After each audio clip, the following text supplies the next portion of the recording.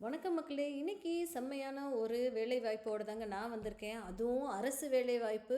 யார் கொடுக்குறாங்க அப்படின்னு சொன்னா போஸ்ட் ஆஃபீஸில் இருந்ததாங்க வேலை வாய்ப்பு நோட்டிஃபிகேஷன் முன்னாடியே வந்திருந்தது இல்லையா, அது இப்போ அப்ளை பண்ணுறதுக்கு ஓப்பன் பண்ணியிருக்காங்க.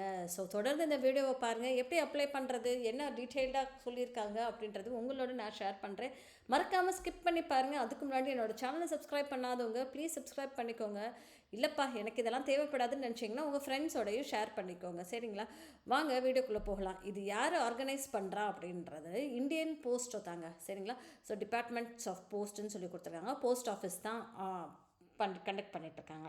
ஸோ என்ன பொசிஷனுக்கு அப்படின்னு சொல்லி பார்த்தா ஜிடிஎஸ், அதாவது கிராமின் தக் சேவக் அப்படின்ற மாதிரி சொல்லியிருக்காங்க. அது போக இங்கே பாருங்கள், இங்கேயே கொடுத்துருக்காங்க பாருங்கள், கிராமின் தக் சேவக் நோட்டிஃபிகேஷன் அப்படின்ற மாதிரி தான் சொல்லியிருக்காங்க, சரிங்களா? ஸோ இதில் என்னென்ன வரும் அப்படின்னு சொல்லி பார்த்தோன்னா பிரான்ச் போஸ்ட் மாஸ்டர் பிபிஎம்னு சொல்கிறாங்க இல்லையா, அதுக்கப்புறம் assistant branch post master ABPM சொல்லுவாங்க இல்லையா, அதே மாதிரி தக் சேவக் அப்படின்னு சொல்லுவாங்க இல்லையா, இது எல்லாமே தான் இதுக்குள்ளே உள்ளடக்கம். ஸோ இந்த ஒரு போஸ்ட்டுக்கு தான் இப்போதைக்கு வேலைக்கு ஆட்களை எடுத்துகிட்டு இருக்காங்க. இதில் ரொம்ப முக்கியமான விஷயம் என்ன அப்படின்னு சொல்லிடலாம், நீங்கள் 10th படிச்சிருந்தால் போதும், வேறு எந்த ஒரு குவாலிஃபிகேஷனும் அவங்க எதிர்பார்க்கவில்லை, ஓகேங்களா? ஸோ 10th தான்ப்பா நான் படிச்சிருக்கேன் அப்படின்னா கடகடன்னு எடுத்து அப்ளை பண்ணிக்கோங்க. இது உங்களுக்கான ஒரு வேலை, சரிங்களா? அதே மாதிரி வேகன்சி, எவ்வளோ வேகன்சி இருக்குது, எவ்வளோ போஸ்ட்டுக்கு எடுக்கிறாங்க அப்படின்னு சொல்லி பார்த்தோன்னா டோட்டலாக 65,200 பேரை வந்து வேலைக்கு ஆட்களை எடுக்கிறாங்க, சரிங்களா? அப்ளை பண்ணுறது வந்து ஆன்லைனில் தாங்க அப்ளை பண்ணணும், சரிங்களா? அது கொஞ்சம் ப்ராசஸ் எல்லாம் இருக்குது, அது நான் டீட்டெயில்டாக சொல்கிறேன் எப்படி அப்ளை பண்ணுறது அப்படின்னு சொல்லிட்டு. இன்னும் ஒரு வீடியோ கூட போடுறேன், நான் எப்படி அதை அப்ளை பண்ணுறது என்ன இது அப்படின்னு சொல்லிட்டு, சரிங்களா? ஸோ சேல்ரி எவ்வளோ அப்படின்னு சொல்லி பார்த்தோன்னா சம்பளம் நிறைய சம்பளங்க. ஸோ 10,000லேருந்து 29,380 ரூபா ஒரு மாதத்துக்கு உங்களுக்கு கிடைக்க போகுது. 10th படித்தவங்க, ஓகேங்களா, கடகடன்னு எடுத்து அப்ளை பண்ணுங்கள், ஓகே?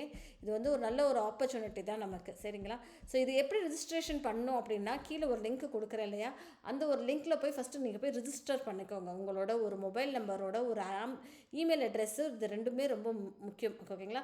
அது வந்து அந்த மொபைலை வந்து நீங்கள் டாப்அப் பண்ணி வச்சுட்டு இது வந்து எக்ஸிஸ்டிங்காக இருக்கிற ஒரு மொபைல் நம்பர் கொடுங்க. ஆக்டிவாக இருக்கிற ஒரு இமெயில் அட்ரெஸ்ஸும் உங்களுக்கு ஒரு தேவை. ஸோ ரிஜிஸ்டர் பண்ணுறதுக்கு, ஓகேங்களா?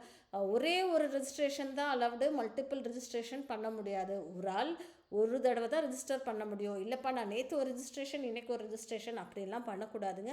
ஒரு ஆள் ஒரு தடவை தான் ரிஜிஸ்டர் பண்ண முடியும்.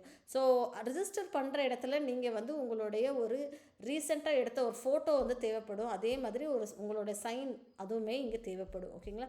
இது ரெண்டையுமே நீங்கள் வந்து பண்ணணும். ஸோ ரிஜிஸ்ட்ரேஷன் பண்ணியிருந்தீங்க அப்படின்னு சொல்லி பார்த்தோன்னா பிபிஎம்க்கு வந்து கரெக்டாக வந்து உங்களோட ரெசிடென்ஸ் அகாமடேஷன் என்ன அப்படின்றது கொடுத்துருக்கணும். இதுக்கு வந்து திறமை அப்படின்னு சொல்லி என்ன தேவை அப்படின்னா சைக்கிளிங் ஓட்ட தெரிஞ்சிருக்கணும் அப்படின்ற மாதிரி அவங்க சொல்கிறாங்க.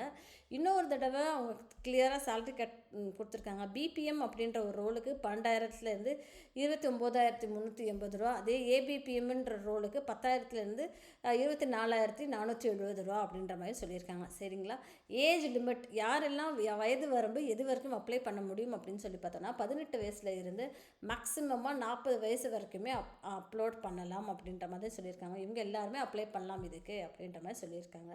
அதே மாதிரி லைக் ரிலாக்ஸேஷன் கொடுத்துருப்பாங்க இல்லையா, ஏஜ் ரிலாக்ஸேஷன், அது என்ன அப்படின்னு சொல்லி பார்த்தோன்னா SC/ST 5 years, OBC 3 years, EWS relaxation கிடையாது, பிடபிள்யூடி 10 இயர்ஸு, அதுக்கப்புறம் பிடபிள்யூடி ப்ளஸ் OBC 13 இயர்ஸு, ஓகேங்களா? அதே மாதிரி பிடபிள்யூடி ப்ளஸ் SC/ST 15 இயர்ஸ் அப்படின்ற மாதிரி அவங்க கொடுத்துருக்காங்க, சரிங்களா? இதுதான் அதுக்கப்புறம் எஜுகேஷன் குவாலிஃபிகேஷன் 10th ஸ்டாண்டர்ட் வந்து உங்களுடைய மார்க்கோடு வேணும் அப்படின்ற மாதிரி சொல்லியிருக்காங்க. அதில் வந்து மேக்ஸு இங்கிலீஷ் வந்து உங்களுடைய கவர்மெண்ட் ஆஃப் இந்தியாவில் ஸ்டேட் கவர்மெண்ட்டில் நீங்கள் படிச்சிருந்தால் போதும் அப்படின்ற மாதிரி அவங்க சொல்லியிருக்காங்க. வேறு சேலரி சொல்லியாச்சு. வேறு என்ன குவாலிஃபிகேஷன் அப்படின்னு சொல்லி பார்த்தோன்னா உங்களுக்கு சைக்கிள் ஓட்ட தெரியணும் அப்படின்ற மாதிரி சொல்லியிருக்காங்க. கம்ப்யூட்டர் நாலேஜ் கொஞ்சம் இருந்தால் பெட்டராக இருக்கும் அப்படின்ற மாதிரியும் சொல்லியிருந்திருக்காங்க, சரிங்களா?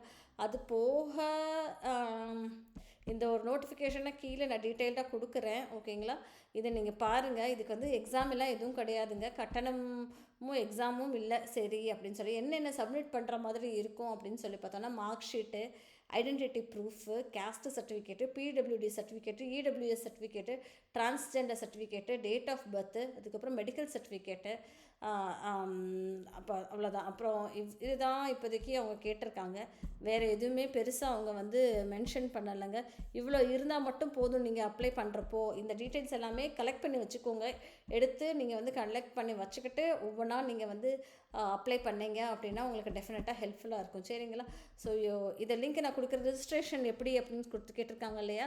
இதை லிங்க்கை நான் கொடுத்துட்றேன். அதை போங்க. அதை போயிட்டு ரிஜிஸ்டர் பண்ணிவிட்டு அதுக்கப்புறம் லாகின் பண்ணிவிட்டு உங்களுடைய mobile number, email, Aadhaar number இது எல்லாமே அவங்க கேட்பாங்கங்க. அதனால் நீங்கள் இதெல்லாமே எடுத்து வச்சுக்கோங்க. அதே மாதிரி ஸ்கேன் பண்ணி உங்களோட ஃபோட்டோ வச்சுக்கோங்க, உங்கள் சிக்னேச்சர் வச்சுக்கோங்க. இதெல்லாம் ஸ்கேன் பண்ணி வச்சுக்கிட்டிங்கன்னா நல்லாயிருக்கும். சரிங்களா? அது போக ஃபீ அப்படின்னு சொல்லி பார்த்தோம்னா ரூ. 100 நீங்கள் வந்து பே பண்ணுற மாதிரி இருக்கும். ஓகேங்களா? எஸ்சி, எஸ்டி, பிடபிள்யூடி அப்ளிகன்ஸ்க்கு இது வந்து ஃபீஸுமே வந்து பொண்ணுங்களுக்கு இது எல்லாத்துக்குமே வந்து ஃபீஸ் இல்லை அப்படின்ற மாதிரி அவங்க சொல்லியிருக்காங்க. அந்த ஃபீஸ் வந்து நீங்கள் வந்து நெட் பேங்கிங் மூலியமாகவும் பே பண்ணிக்கலாம், கிரெடிட் கார்டு, டெபிட் கார்டு மூலியமாகவும் பே பண்ணிக்கலாம் அப்படின்ற மாதிரி அவங்க சொல்லியிருக்காங்க. அப்லோட் தாங்க டாக்குமெண்ட்ஸ் எல்லாமே பண்ணணும். நான் சொன்னேன் முன்னாடியே சொல்லியிருக்கேன்ல, ஃபோட்டோகிராஃபும் சிக்னேச்சரும் எடுத்து வச்சுக்கோங்க. அது வந்து 50 கேபிக்குள்ளே இருக்கணும். சைன் வந்து 20 கேபிக்குள்ளே இருக்கோங்க. அதை வந்து கம்ப்ரெஸ் பண்ணி நீங்கள் ரெடியாக வச்சுக்கோங்க. இதெல்லாம் ரெடியாக வச்சுட்டு நீங்கள் வந்து ஃபில்லப் பண்ணுங்கள். ஃபில்லப் பண்ணால் தான் உங்களுக்கு வந்து கரெக்டாக இருக்கும். சரிங்களா மக்களே? ஸோ டெஃபினட்டாக வந்து அப்ளை பண்ணுங்கள். அதுக்கு முன்னாடி என்னோடய சேனலை சப்ஸ்கிரைப் பண்ணாதவங்களுக்கு ப்ளீஸ் சப்ஸ்கிரைப் பண்ணுங்கள். என்னையும் சப்போர்ட் பண்ணுங்கள். தேங்க்யூ.